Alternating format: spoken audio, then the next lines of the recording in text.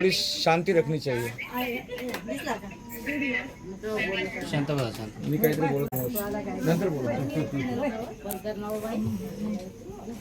दुकानामध्ये बंद आहे आम्ही घरून नाही आणणार तुम्ही नंतर काका तुम्ही थांबा थोडं तिकडं।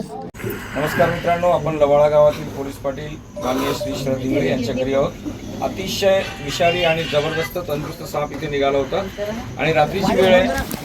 आम्ही इंगळे साहेबांचा जेव्हा फोन आला तेव्हा त्यांना सांगितलं की तुम्ही या सापावर फक्त लक्ष ठेवा, चादर गोलपाट गोणी झाकण टाका, कारण साप हे भित्रे असतात, त्यांना लपायला अडचण मिळाली, अंधार मिळाला, गारवा मिळाला थांबून राहतात।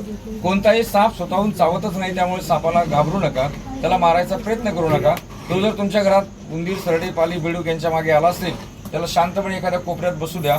खूप छोटा साप असेल तर तुम्ही त्याच्या वर कपडा झाकण टाकू शकता, खूपच मोठा असेल तर एखादं टोपलं वगैरे झाकण टाकू शकता, किंवा एखादा तुम्हाला असं वाटत असेल की हा साप आपण दुरून लक्ष ठेवू शकतो तर कृपया लक्ष ठेवा, मात्र त्याला काठीने दाबू नका, चेपू नका, त्याला मारून जखमी करू नका।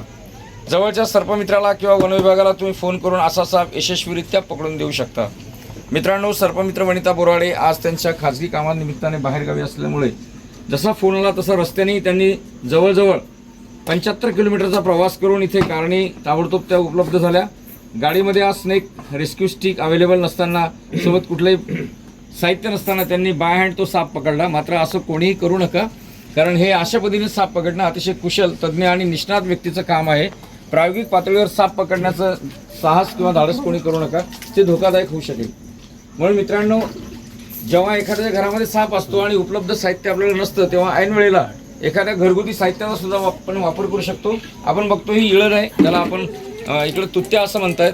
हे डोंगरातलं जे हे असतं ना, हां, शेतातला जो एक प्रकारे तणकट असतं त्याला काढण्यासाठी याचा वापर होतो।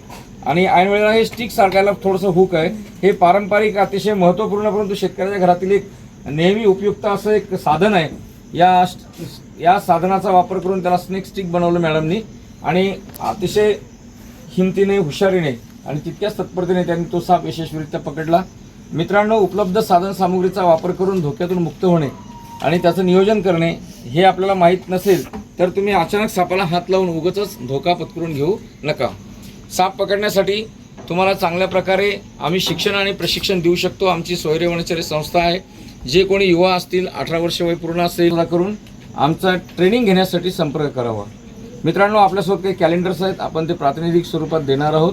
त्यामुळे त्या कॅलेंडरवर सुद्धा विषारी सापांची नावे 4 घोणस पुरसे नागमण्यार अशी सगळी म्हण वगैरे